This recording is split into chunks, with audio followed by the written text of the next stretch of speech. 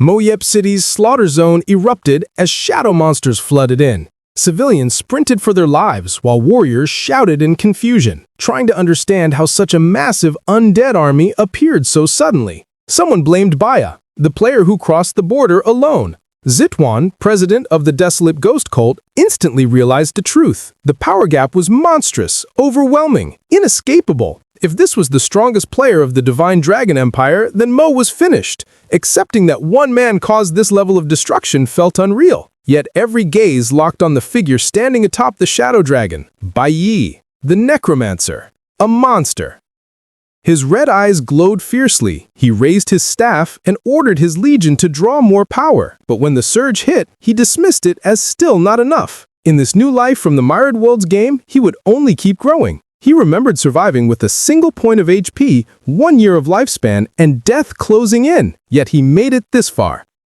The scene cut back to months earlier on Blue Star, inside a hospital. Someone adjusted the machines beside an unconscious patient, calling him Mu Bai and warning him not to seek her if he died. He recognized the voice. Yuan. He wondered why she was unplugging equipment when he was alive. He was her fiancé. The red-haired woman told the unresponsive Mu Bai he was basically a dead man, and this was for his own good.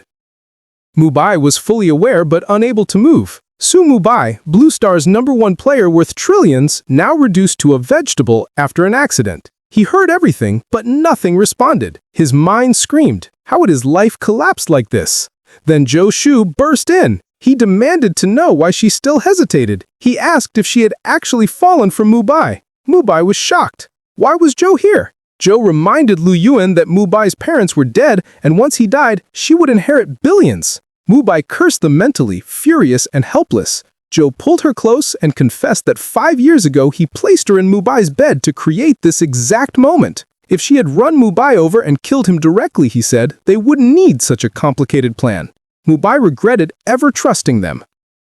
Zhou reached for Mu Bai's face to remove the breathing mask. He mocked him for surviving the crash, but said not even the heavens could save him now. He tore off the mask and told him to die. Yuan asked why he was rushing. If he wanted to do anything intimate, they should switch rooms since doing it in front of a dying man was bad luck.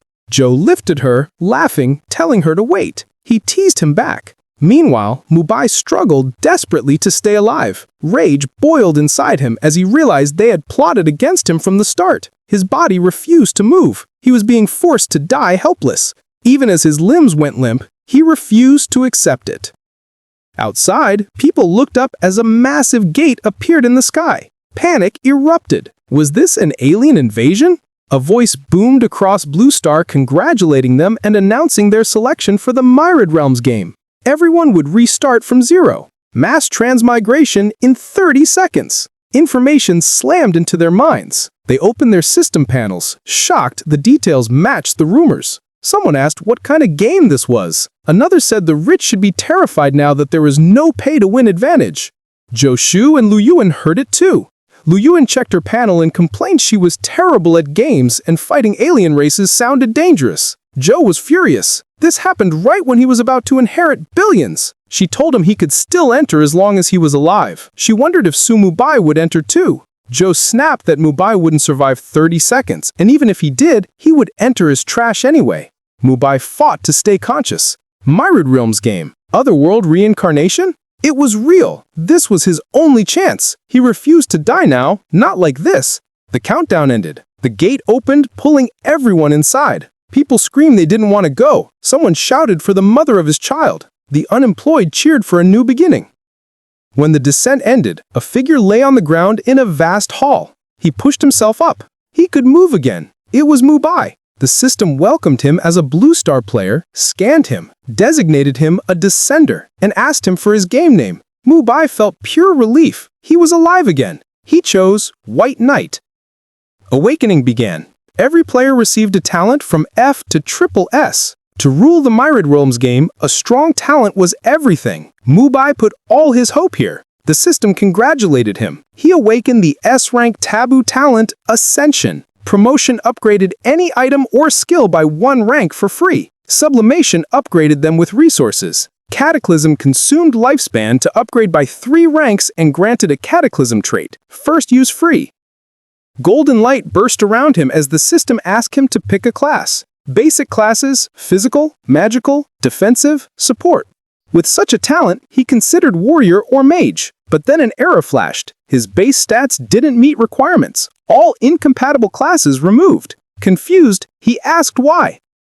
The system replied, "Based on your stats, the only available class is Necromancer." He was stunned. One choice. Before he could react, the class fused with him. A Necromancer's staff formed in his hand. At first, he thought it wasn't terrible until he checked his status. His HP was permanently locked at 1. Anything could kill him instantly. His lifespan was only 1 year. What was the point of an S-Rank talent if he would die anyway? With no retreat, he went all in. He remembered Cataclysm. Using it now could upgrade his class. The system warned that boosting a class by 3 ranks required 100,000 years of lifespan, but the first use was free. He confirmed.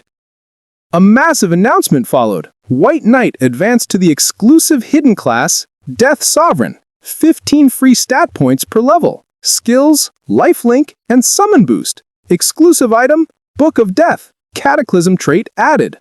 Mu Bai laughed. The name sounded terrifying. A universal notification echoed. The game would start in 10 seconds. He had no time left. Before the countdown ended, he remembered Lu Yuan and Zhou. He said they should wait. He was coming for the 2 scumbags, and he would make them taste despair.